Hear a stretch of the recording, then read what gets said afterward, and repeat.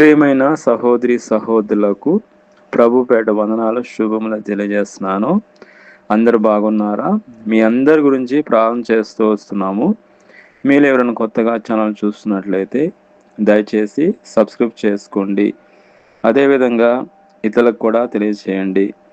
మనం ఈరోజు దేవుడి వాక్యంలోంచి దేవుడే నా ఆశ్రయము, దేవుడి వాక్యంలోంచి కీర్తన గ్రంథము 46వ కీర్తన 1వ వచనంలో దేవుడు మనకు ఆశ్రయమును దుర్గమునై ఉన్నాడు. దేవుడే అన్ని విషయంలో మనకు ఆశ్రయమును దుర్గమునై ఉన్నాడు.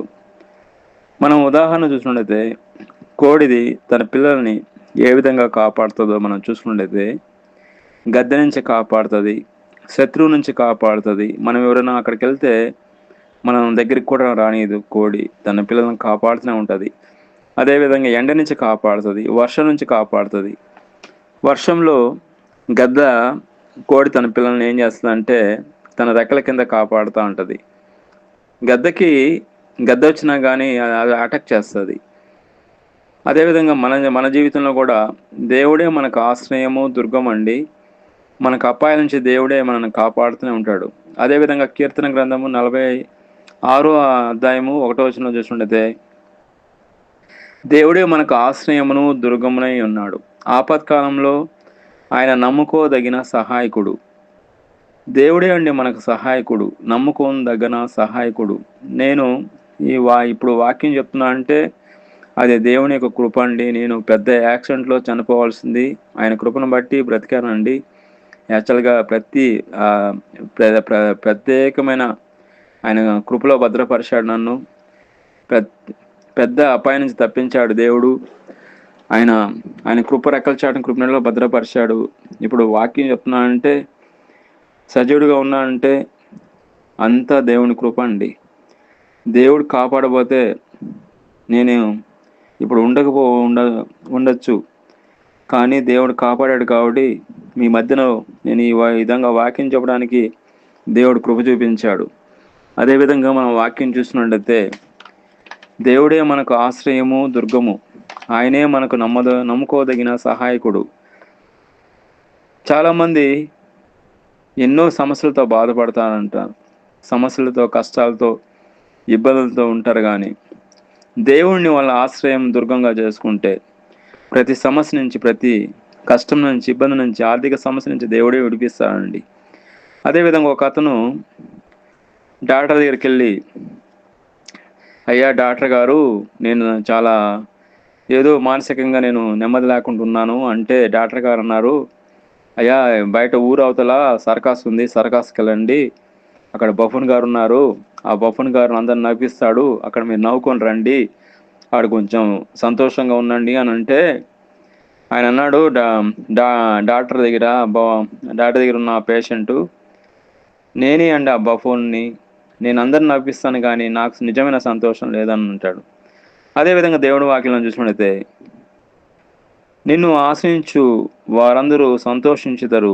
కీర్తన గ్రంథము 5వ అధ్యాయము 11వ వచనంలో నీవే వారిని కాపాడుదవు గనుక వారు నిత్యము ఆనందధ్వనితో ధ్వని చేయుదురు.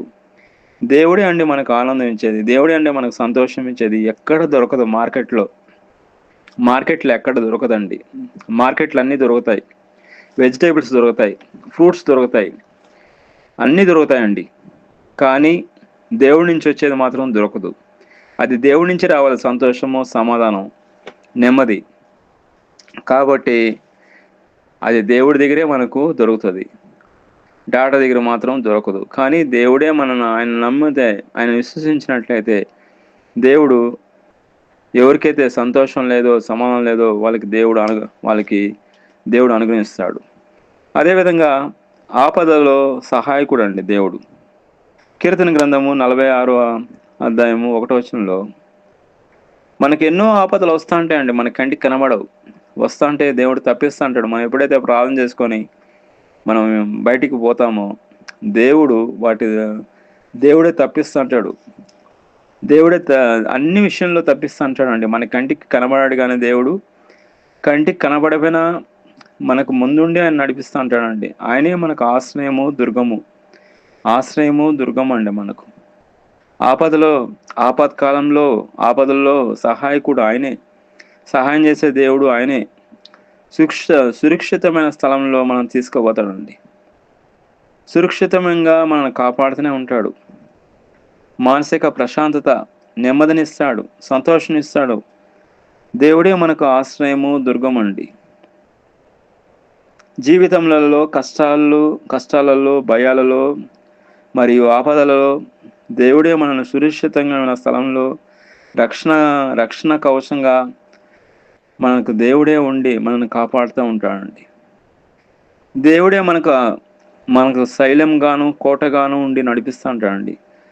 మనకు శృంగంగాను, మనకు ఆశ్రయ దుర్గంగాను నడిపిస్తూ ఉంటాడు. మనకు రక్షకుడిగా ఉండి నడిపిస్తూ ఉంటాడండి. కీర్తన గ్రంథము 18వ అధ్యాయము 2వ వచనంలో దేవుడే మనకు శైలము, దేవుడే మనకు కోట, దేవుడే మనకు విమోచకుడు, దేవుడే మనకు ఆశ్రయము, దుర్గము, దేవుడే మనకు శృంగము, దేవుడే మనకు రక్షకుడు అండి.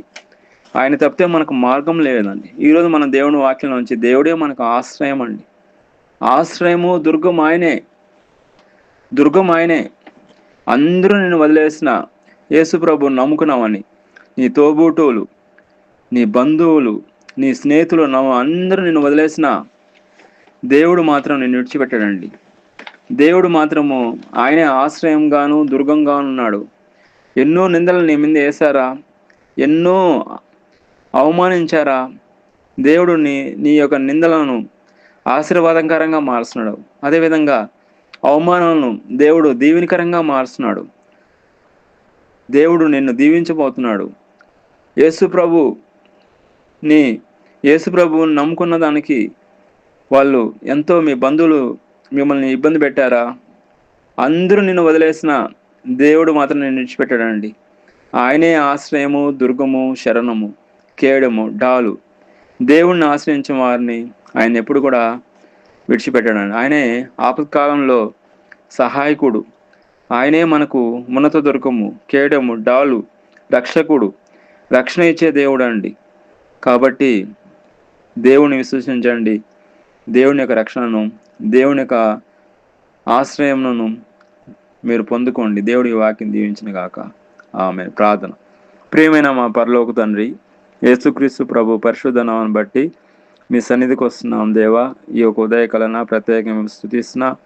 ఎవరైతే ఆయన ఈ సమయంలో వాక్యం వింటున్నారో వాళ్ళందరినీ జ్ఞాపకం చేసుకోండి, దీవించండి, ఆశ్రయించండి, ప్రత్యేకమైన కృపతో నింపండి. వాక్యం వాళ్ళకి ఆశీర్వాదకరంగా చేయమని ప్రభువైన యేసుక్రీస్తు నామములో ప్రార్థన చేస్తున్నాం తండ్రి. ఆమేన్.